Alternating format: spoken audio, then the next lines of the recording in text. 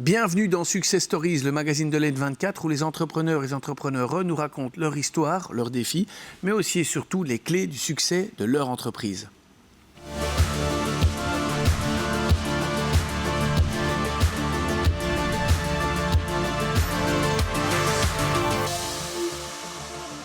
On a parlé tout à l'heure de cette bataille des pitchs. Un des gagnants, c'était vous, Xavier Bellekens de Lupovis. Alors, Xavier, vous êtes diplômé en informatique. Ensuite, vous avez fait un master en cybersécurité et un doctorat en cybersécurité en Écosse.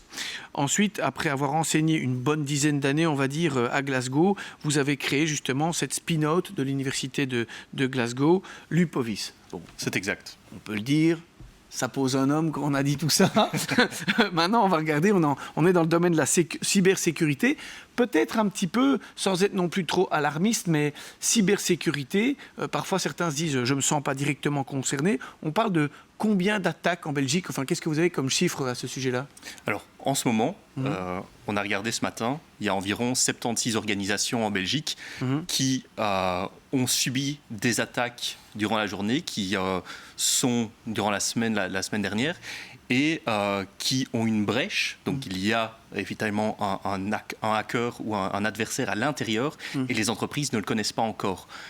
Autre chiffre, entre la détection et l'arrêt d'une cyberattaque, on est à 110 jours pour l'instant, et on voit une augmentation depuis que la Belgique a pris la présidence de l'Union européenne. Donc ça, c'est quelque chose qui augmente de semaine en semaine. Donc ça, et là, on parlait encore de grandes effectivement entreprises et de grandes attaques dans des grands groupes. On a tous les jours toute une série de personnes, notamment des indépendants, qui se font attaquer non-stop. Ceci pour rassurer un peu tout le monde avant de continuer. Alors, Lupovis, c'est quoi le pitch? Alors Lupovis, c'est une société qui propose de la cyberdéception et de l'intelligence contextuelle. On déploie dès lors de faux ordinateurs, de faux sites web, de fausses API. Et jusqu'à maintenant, on avait à sécuriser le mieux possible. Et c'était nous, les défenseurs, qui devions mettre les meilleures défenses et espérer qu'un adversaire ne passe pas au travers.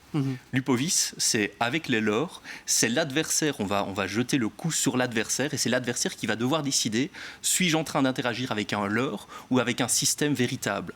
Et donc, à chaque fois qu'on interagit avec un leurre, l'adversaire interagit avec un leurre, on va obtenir une alerte de haute fidélité qui va nous dire il y a un adversaire en bordure du réseau qui essaye de rentrer, qui fait la reconnaissance, ou à l'intérieur du réseau.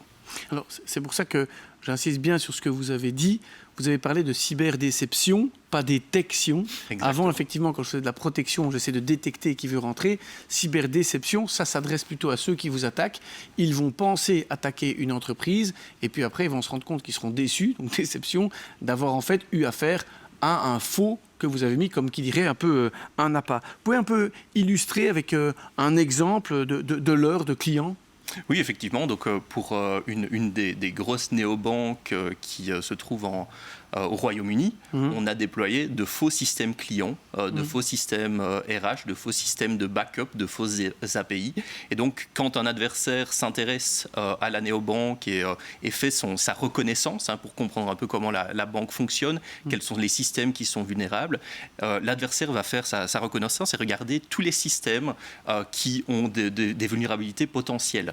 Et donc, ils vont commencer à interagir avec ces systèmes, et c'est là qu'on va les prendre en charge et qu'on va leur dire, tiens, voilà un faux site web qui dirige vers une fausse API, qui donne accès à une fausse base de données. Et nous, derrière, on va catégoriser la technique, les informations, les techniques, les tactiques et les procédures que cet adversaire emploie pour pénétrer dans la banque, tout en donnant des informations à la banque sur le type d'adversaire auquel elle est en train de faire face. Ça veut dire qu'on dit, voilà, nous en tout cas, vous restez la cible, on dit on a identifié que pour cette cible-ci, pour l'instant, il y a quelqu'un qui est en train de nous attaquer.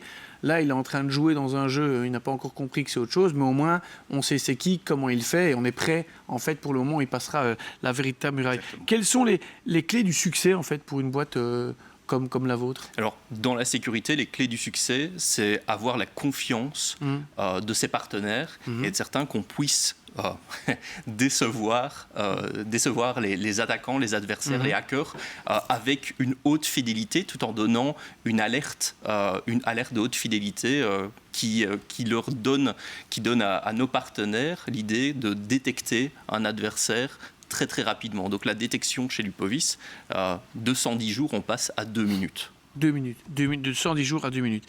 Et effectivement, ça permet alors de réduire aussi le coût d'une attaque et de pouvoir le faire.